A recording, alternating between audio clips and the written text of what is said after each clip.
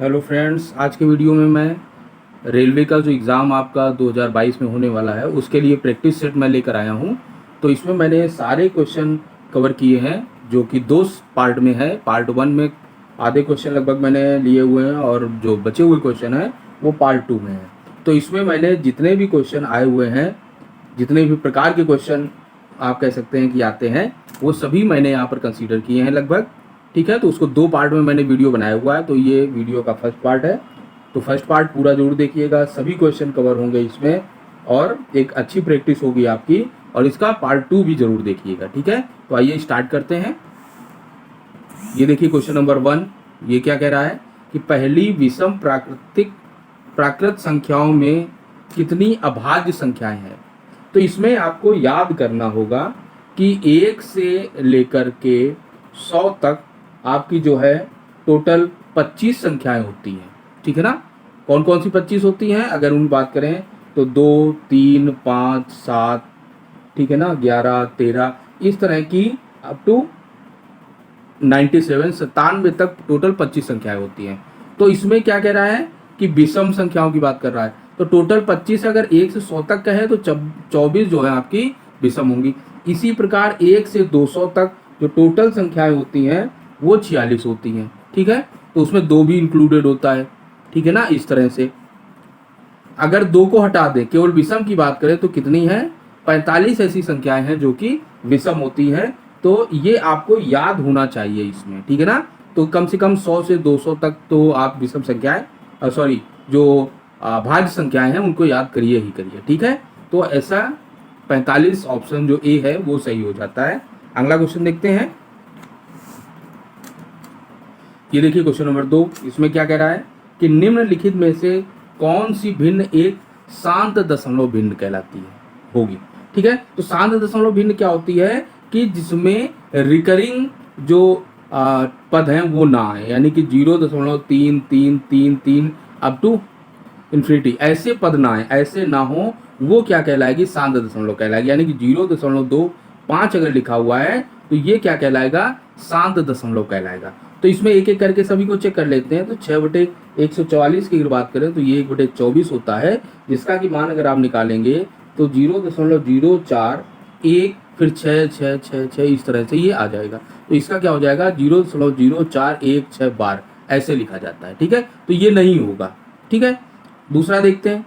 12/144 अगर निकालते हैं तो ये आ जाता है 1/12, जो कि क्या होता है 0.083 का बार, यानी कि 3 जो है इसमें बार बार आता है। ठीक है, इसी तरह अगला देखते हैं। 3/144 की अगर बात करते हैं तो ये 1/48 आ जाता है। इसका जब वैल्यू निकालेंगे तो 0.02083 का बार आ जाता है। ठीक है ना, इसी प्रकार 9/144 निकालेंगे तो वो आता है 1/16। ठीक है, इसको जब हल करेंगे तो 0.0625 क्या है, ये शांत दशमलव है, इसमें रिकरिंग एलिमेंट नहीं है। ठीक है, तो कौन सा है, डी ऑप्शन यहाँ से सही हो जाता है। ठीक है, अगला क्वेश्चन देखते हैं। ये देखिए क्वेश्चन नंबर 3, ये क्या कह रहा है कि छात्रों के एक समूह ने तय किया कि हर एक सदस्य से अधिक उतने ही पैसे लिए जाएंगे जितनी सदस्यों की संख्या है। ठीक है, यदि राशि का कुल संग्रह 62.41 हुआ है तो समूह में सदस्यों की संख्या। तो इसका मतलब क्या कह रहा है, अगर x सदस्य हैं तो सभी से x पैसे लिए जाएंगे। ठीक है ना, x अगर सदस्य हैं तो सभी से कितने लिए जाएंगे, x। तो क्या हो जाएगा, x गुणे x, और इसका मान क्या दिया हुआ है, 62.41। ठीक है, तो ये दशमलव हटा लेते हैं, दशमलव हटाएंगे तो 100 का भाग देना पड़ेगा। अब ये x स्क्वायर है तो x निकालने के लिए इधर में क्या करना पड़ेगा, वर्गमूल लेना पड़ेगा। 62/41/100, 100 का वर्गमूल 10 होता है। ठीक है, इसको बाहर ले लीजिए तो 1/10 और क्या है 62/41। अब इसको कैसे निकालेंगे, इसको निकालने का तरीका मैंने बताया हुआ है, अगर वीडियो मेरा देखेंगे तो उसमें क्या करना है, बाद वाला पद अलग कर लीजिए और ये अलग कर लीजिए। ठीक है ना, अब कैसे करते हैं देख लीजिए एक बार कि 41 को अलग कीजिए और 62 को अलग कर लीजिए। ठीक है ना, 62 का जो नंबर है जिसका स्क्वायर 62 के नजदीक हो, ऐसा क्या है, 7 और 8, 8 64 होता है और 7 7 49 होता है। 7 और 8 के स्क्वायर के बीच में 62 आता है। तो इसमें हमेशा हम क्या करते हैं, छोटी वाली संख्या लेते हैं। ठीक है, तो 7 तो फिक्स हो गया। अब बाद वाला जो अंक है वो इससे डिसाइड होता है। ठीक है। तो 41 के अंत में क्या है, 1 है, तो या इसके बाद में या तो 1 होगा या 9 होगा, क्योंकि 1 और 9 का स्क्वायर ही क्या देगा, आखिरी में 1 देगा। 9 9 81 होता है और 1 1 नम 1 होता है, ठीक है ना। तो यहाँ पर या तो 1 होगा या 9 होगा। अब देखिए कि ये जो 62 है ये किसके नज़दीक है, इसके नज़दीक है या इसके नज़दीक है। तो अगर इसके नज़दीक हो तो 1 ले लो, इसके नज़दीक हो तो क्या करो, 9 ले लो। तो 62 क्या है, 88 64 के नज़दीक है, ठीक है। तो 9 यहाँ से सिलेक्ट हो जाएगा, तो 7 9 इसका क्या आ जाएगा, आंसर आ जाएगा, ठीक है ना। तो ये डी ऑप्शन यहाँ से सही हो जाता है, ठीक है ना। अगला क्वेश्चन देखते हैं। ये देखिए क्वेश्चन नंबर 4, ये क्या कह रहा है कि ये आपको सॉल्व करना है। तो इसमें जो वुड मास रूल है वो लगाया जाता है।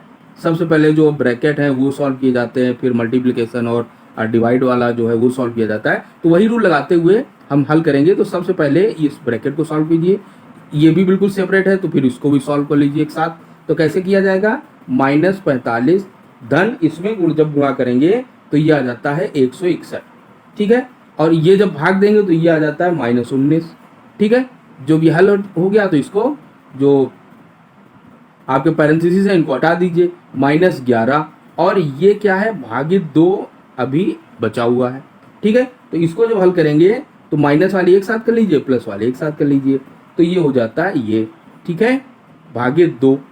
अब फिर से इसको लिखिए, ये क्या जाता है 86। अब ये सिंगल नंबर है तो अब ब्रैकेट क्या है, ये जो पैरेंथेसिस है इनको हटा सकते हैं, तो ये आ गया, यानी कि आंसर क्या आ गया आपका 43 आंसर, जो कि क्या है, सी ऑप्शन है, ठीक है। तो आसान है, बस करते जाइए। जो पहले जो पैरेंथेसिस है या ब्रैकेट है उनको हटाइए, फिर क्या है मल्टीप्लाई और डिवाइड को देखिए, उसके बाद प्लस माइनस का नंबर आएगा, ठीक है ना। अगला क्वेश्चन देखते हैं। ये देखिए क्वेश्चन नंबर 5, ये क्या कह रहा है कि इसका आपका महत्तम समापवर्त निकालना है। तो उसके लिए क्या करना होगा, ये देखिए हम जब भी महत्तम समापवर्त निकालते हैं किसी भी नंबर का तो उनके फैक्टर निकालते हैं, ठीक है। फिर उनमें जो कॉमन फैक्टर होते हैं उनको लिख लेते हैं, यही तो होता है, ठीक है। तो इसको कैसे करेंगे, यहाँ पर 4 को फर्दर तोड़ा जा सकता है, पर सभी में 4 लिखा है इसलिए तोड़ने की जरूरत नहीं है, ठीक है। अब देखिए इसमें 5 क्यूब है, इसमें 5 स्क्वायर है, इसमें 5 की पावर 1 है, तो 5 की पावर 1 है तो 5 पावर 1 हम ले लेंगे, ठीक है। अब क्या है 4, देखो इसमें क्यूब है, इसमें 4 की पावर 4 है, इसमें 4 की पावर 3 है, तो जो सबसे छोटा हो वो 4 की पावर 3 ले लो। अब इसमें क्या है 3 की पावर 5 है, इसमें 3 की पावर 2, पर इसमें 3 की पावर नहीं है इसलिए वो नहीं लेंगे हम, ये 3 सिलेक्ट नहीं होगा क्योंकि इस नंबर में नहीं है, ठीक है ना। अब इनका गुणा कर लीजिए, तो ये क्या आ जाता है 5 गुणा 64, और 5 गुणा 64 कितना होगा 320, जो कि क्या है आपका डी ऑप्शन है, ठीक है। बहुत ही आसान क्वेश्चन है, बस लगाते जाइए। ये सारे क्वेश्चन मैंने जो सिलेक्ट किए हैं वो सारे 2018 में आए हुए हैं और सभी वैरायटी के क्वेश्चन मैंने इसमें सिलेक्ट किए हैं, ठीक है ना। तो अगर वीडियो अच्छा लग रहा है तो उसको लाइक कर दीजिए और चैनल को अभी तक सब्सक्राइब नहीं किया तो सब्सक्राइब कर लीजिए, ठीक है। अगला क्वेश्चन देखते हैं। ये देखिए क्वेश्चन नंबर 6, इसमें क्या कह रहा है कि एक व्यक्ति 480 में 2 घड़ियां खरीदता है, वह एक घड़ी को 15% हानि और दूसरी को 19% लाभ पर बेच देता है। उसके पश्चात उसे ज्ञात होता है कि दोनों घड़ियां एक समान मूल्य पर बेची गई हैं। दोनों घड़ियों का क्रय मूल्य ज्ञात कीजिए। तो हम मान लेते हैं दोनों का जो मूल्य है, एक का W1 है और एक का W2 है, जो बराबर किसके है 480 के है, ठीक है ना। अब क्या कह रहा है, एक में 15% हानि और दूसरे में 19% का लाभ, और दोनों बराबर है। तो W1 में मान लेते हैं 15% की हानि। तो हानि को कैसे, 15% को क्या लिखा जाता है 85/100, ठीक है ना। 100 में 100 जो उसका क्रय मूल्य है उसमें 15% की हानि, यानी कि अब क्या बचा 85 बचा, ठीक है ना। बराबर ये किसके हो जाएगा W2 गुणा 119/100, इसमें 19% का लाभ है, तो लाभ क्या है 100 में जोड़ दिया जाता है, हानि 100 में घटा दी जाती है, ठीक है। अब 100 से 100 तो कट जाएगा। अब इसको हल करते हैं, तो यहाँ पर 85 गुणा W1, इसमें W2 की वैल्यू यहाँ से उठा के रख दीजिए, तो W2 क्या आ जाएगा यहाँ से 480 माइनस W1 और गुणा 119। अब ये 17 से कट जाएगा, 17 पर 85 होता है और 17 119 होता है, ठीक है। तो क्या आ जाएगा 5 W1 बराबर, अब इसमें गुणा कर दीजिए 7 गुणा 480 माइनस 7 गुणा W1, और W1 इधर आएगा तो प्लस का हो जाएगा 7, तो 7×5 12W1 हो जाएगा, गुणा 7×480। अब इसको थोड़ा इधर लिख लेते हैं, लिखेंगे तो क्या आ जाएगा 12W1 बराबर 7×480। ये 12 इधर आ जाएगा तो W1 बराबर आ गया 7×480/12। ठीक है, 12 चौक 48, 40 बार गया, 7 चौक 28 यानी 280। W1 280 आया तो W2 कितना आ जाएगा 200 आ जाएगा। ठीक है, तो 200 और 280 ए ऑप्शन सही हो जाता है। ठीक है, अगला क्वेश्चन देखते हैं।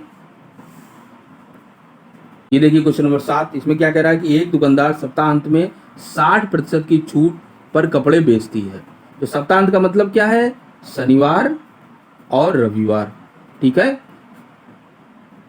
और रविवार को छूट दिए गए मूल्य पर 10% एक्स्ट्रा, यानी कि रविवार को क्या है 10% एक्स्ट्रा है। ठीक है ना, आप रविवार को एक कमीज 36 रुपए में खरीदते हैं, तो अगर उसका जो छूट होती है हमेशा किस पे होता है, जो प्रिंट मूल्य होता है उस पे होता है। तो एक्स मान लो प्रिंट मूल्य है, ठीक है ना, तो 60% इसका जब छूट करेंगे तो क्या हो जाएगा 40% बचेगा, 60 घट जाएगा 40 में, 40/100 हो जाएगा, गुणा 10% की और छूट करते हैं तो क्या हो जाएगा 90/100, यानी इस पे 10%, तो 90/100। और ये बराबर किसके दिया हुआ है 36 के दिया हुआ है, तो 100 तो कट जाएगा।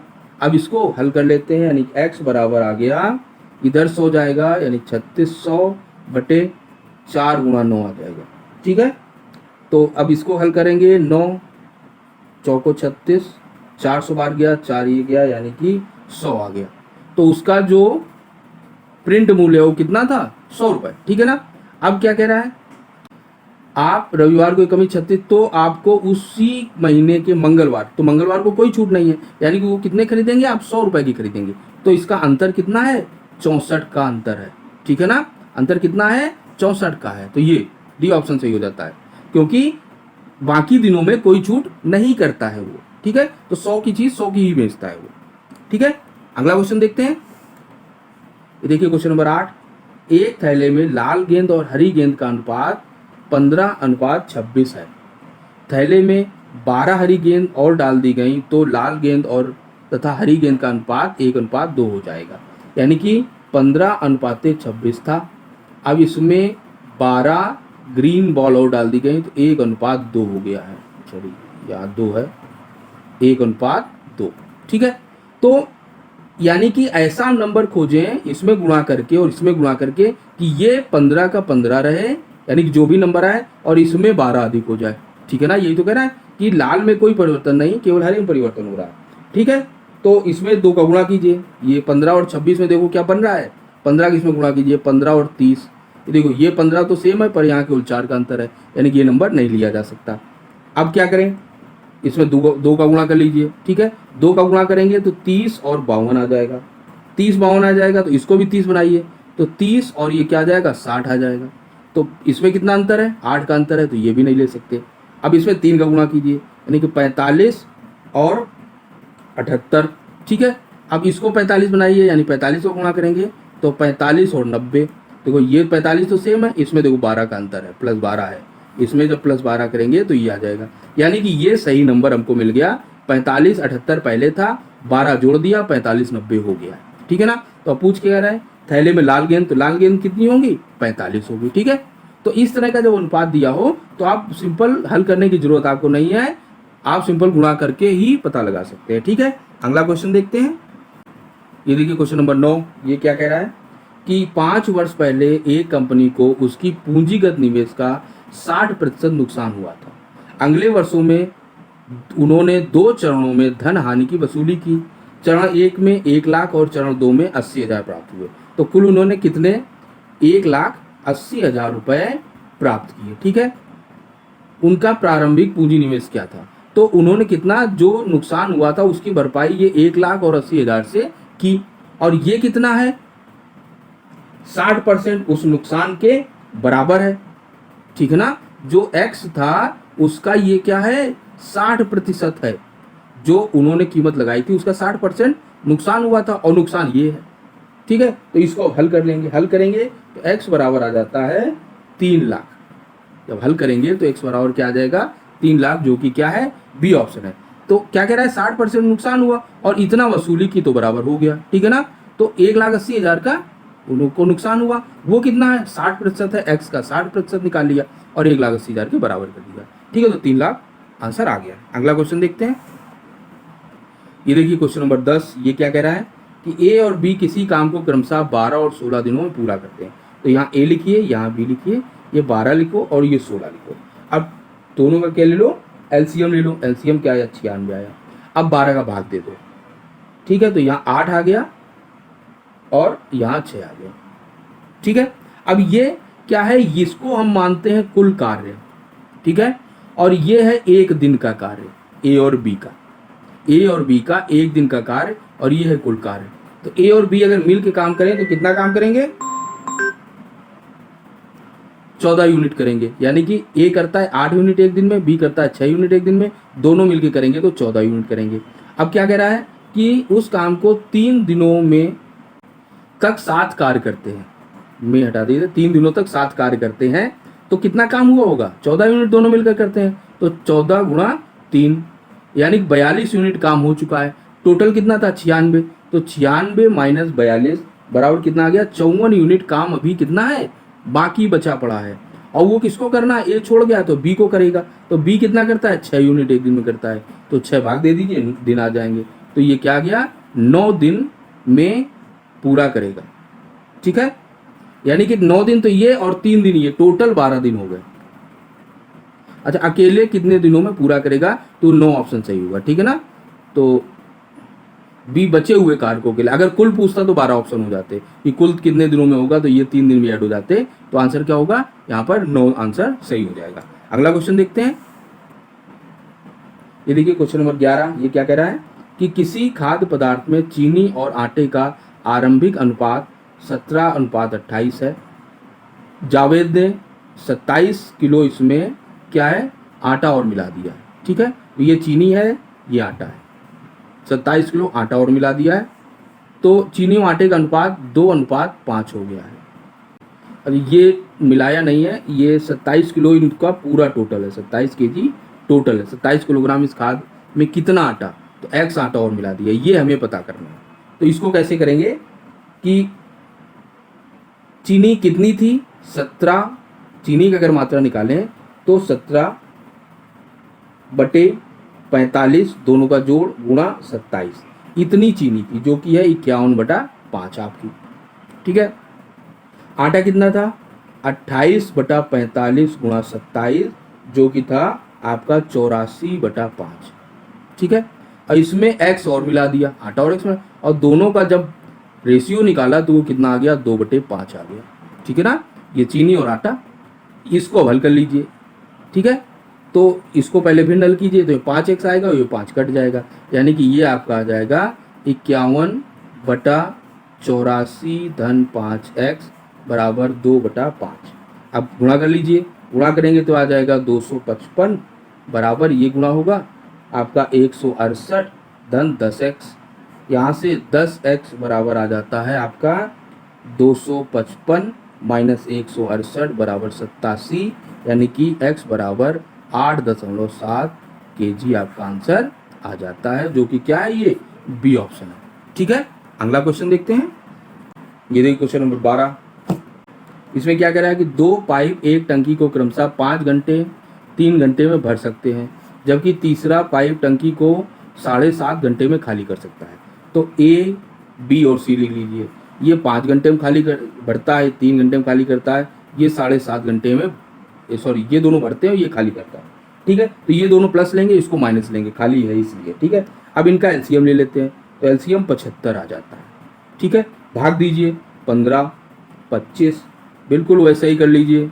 ठीक है, 15, 25 और ये क्या आ गया, 10 आ गया। ठीक है, तो 75 यूनिट की पूरी टंकी है, ये 15 यूनिट के हिसाब से बढ़ता है, ये 25 यूनिट के हिसाब से बढ़ता है, तो 25 से 75 को बढ़ जाता है। ठीक है ना, ये 10 यूनिट के हिसाब से खाली करता है, तो ये माइनस है। अब तीनों को जोड़ दीजिए, तो 5 5 जाएगा यहाँ पे 10 और ये कट जाएगा, तो आपका कितना आ जाएगा, यहाँ पर 30 आ जाएगा, यानी कि 40 में 10 घटेगा तो कितना आ जाएगा, 30। यानी कि जब तीनों, यानी कि ये भर रहा है, ये भी भर रहा है और ये खाली कर रहा है, तब कितना यूनिट एक बार एक घंटे में जा रहा है, 30 यूनिट टंकी के अंदर जा रहा है पानी। ठीक है, अब क्या कह रहा है कि जब टंकी 1/10 भरी हुई थी तो खाली कितनी थी, 9/10 खाली थी, ठीक है ना, 9/10 खाली थी, ठीक है ना। तो अगर पूरी भरनी होती तो कितना टाइम लगता, 75/30 लगता टाइम पूरा भरने में, ठीक है। अब 9/10 है तो इसमें 9/10 और कर दो, यानी कि 9/10 भरना है, पूरी नहीं भरनी है, ठीक है। अब इसको क्या करेंगे, हल कर लेंगे। तो जब इसको हल करेंगे तो ये 75 गुणा 9/300 आ जाता है आपका 9/4, यानी कि 2 सही 1/4, तो 2 घंटे और 1/4 का कितना है, 15 मिनट हो जाएगा। 1 घंटे का 1/4 कितना होता है, 15 मिनट, तो 2 घंटे और 15 मिनट आपका आंसर आ जाता है, ठीक है। तो देखो 2 घंटे 15 मिनट, ये सी ऑप्शन है, ठीक है। तो खाली कर रहा है तो उसका क्या है, माइनस में बस कर देना है और कुछ नहीं करना है, ठीक है। तो ये दोनों मिलकर 40 यूनिट भरते हैं, ये 10 यूनिट खाली कर देता है, तो 30 यूनिट भरा जा रहा है। तो पूरी भरनी हो तो 75/30 करना है, ठीक है। हमें भरनी कितनी है, 9/10, क्योंकि 1/10 तो भरी हुई थी, तो गुणा 9/10 कर दो, आंसर आ जाएगा आपका, ठीक है। अगला क्वेश्चन देखते हैं। ये देखिए कि प्रति वर्ष 16% साधारण ब्याज दर पर निवेशित राशि पर 3.5 वर्षों में प्राप्त ब्याज एक दूसरी राशि को 5 वर्षों के लिए प्रति वर्ष 12.6 साधारण ब्याज दर पर निवेश करने पर प्राप्त ब्याज बराबर है दोनों निवेशित राशियों का अनुपात। तो x गुणा 16 गुणा 3.5/100 कितना ब्याज आएगा, x था मान लो पहली धनराशि, उसमें 16% और 3.5 वर्ष बटे 100, यही तो ब्याज होता है, ठीक है। दूसरा निकालिए, हमने y मान लिया, कितना है प्रतिशत, 12.6 है, वर्ष कितने हैं, 5 है बटे 100, ठीक है। अब 100 से 100 कट गया, हमें क्या चाहिए, x/y चाहिए, तो y इधर ले लीजिए, इसको इधर भेज दीजिए, यानी कि 12.6 गुणा 5 बटा 16 गुणा 3.5, ठीक है। दशमलव हटाया जा सकता है, अब ये 7 बार जाएगा, इसको इससे काटेंगे तो 18 बार जाएगा, ठीक है। ये 2 से कटेगा 4 आ जाएगा या 9 आ जाएगा, तो आंसर आपका ये 8 आएगा, सॉरी 2 से कटेगा तो 8 आएगा, 9/8 जो है आपका क्या आ जाता है, आंसर आ जाता है, x/y 9/8 है, ठीक है ना। तो क्या कह रहा है कि दो राशियां हैं x और y, इसका जो ब्याज है और इसका जो ब्याज है, कंडीशन दी हुई है वो बराबर है, ठीक है ना, ये तो कह रहा है ब्याज दोनों का बराबर है, ठीक है। अगला क्वेश्चन देखते हैं। ये देखिए क्वेश्चन नंबर 14, ये क्या कह रहा है कि एक अभ्यर्थी 20% अंक प्राप्त कर 35 अंकों से अनुत्तीर्ण हो जाता है, ठीक है, जबकि दूसरा अभ्यर्थी 50% अंक प्राप्त करता है जो उत्तीर्ण होने के लिए आवश्यक न्यूनतम अंकों से 32 अधिक है, ठीक है ना। तो अगर मान लीजिए पूर्णांक जो है उसको हम x मान लेते हैं, ठीक है ना, तो x का 20% अगर लड़का लाता है तो 35 अंक कम है उसके उत्तीर्ण होने में, तो अगर इसको 35 जोड़ दें तो ये क्या हो जाएगा, उत्तीर्ण हो जाएगा, ठीक है ना। अब इसकी बात करते हैं, ये x का 50% अगर लाता है तो 32 नंबर अधिक है, तो यानी कि अगर 32 कम कर दें तो क्या हो जाएगा, जस्ट उतने नंबर हो जाएगा जितने उत्तीर्ण होने के लिए चाहिए, इसमें 35 जोड़ दें तो उत्तीर्ण होने हो जाएगा, और इसमें अगर 32 घटा दें तब भी उत्तीर्ण बना रहेगा, यानी कि वो जो बाउंड्री है वो 35 पर ये छुएगा, 32 कम करने पर ये छुएगा, तो ये क्या हो जाएगा, बराबर हो जाएगा, ठीक है ना। इसके 32 ज़्यादा आ रहे हैं ना, जो पासिंग मार्क है, तो 32 घटा दीजिए, इसके 35 कम आ रहे हैं तो 35 जोड़ दीजिए, तो पासिंग मार्क्स पे आकर खड़े हो गए दोनों, अब बराबर कर सकते हैं, ठीक है। अब इसको हम हल करेंगे, हल करने के लिए क्या कीजिए, इसको इधर ले लीजिए, ठीक है, इसको इधर भेज देंगे और इसको इधर भेज देंगे, तो ये माइनस वाला क्या हो जाएगा, प्लस हो जाएगा, तो ये जब इधर जाएगा और साथ में हल भी कर लीजिए, 1/2 आ जाएगा, ये 1/5 आ जाएगा, तो यानी कि 35 धन 32, तो ये हो गया बराबर किसके हो गया, ये लिखो x इंटू 1/2 माइनस, ये इधर आएगा माइनस x इंटू 1/5, ठीक है। x अगर कॉमन ले लें तो 1/2 माइनस 1/5, इसको हल कर लीजिए भिन्न को, ये हल करने पर आपका आ जाएगा 3/10 आ जाएगा, ठीक है ना। तो ये क्या आ जाएगा, x इंटू 3/10 आ जाएगा, ठीक है। अब ये क्या किए, इधर ले लीजिए, ये क्या हो जाएगा, 67 हो जाएगा, 67 बराबर x इंटू 3/10, 10 इधर आएगा और 3 इधर आ जाएगा, तो इससे x बराबर आ जाता है 670/3, जो कि क्या है, आंसर है। तो ये 670/3 क्या है, पूर्णांक है, x हमने पूर्णांक माना था ना, ठीक है। तो ये बी ऑप्शन यहाँ से सही हो जाता है, ठीक है। तो इस वीडियो को यहीं तक रखते हैं, इसका सेकेंड पार्ट मैं जल्दी डालूंगा, ठीक है। उसको भी जरूर देखिएगा और प्रैक्टिस करते रहिए, हर एक क्वेश्चन को लगाते रहिए जितना संभव हो सके। और वीडियो अच्छा लगा है तो वीडियो को लाइक कीजिए, चैनल को सब्सक्राइब कर लीजिए अगर अभी तक सब्सक्राइब नहीं किया है तो। मिलते हैं अगले वीडियो में, तब तक के लिए नमस्कार।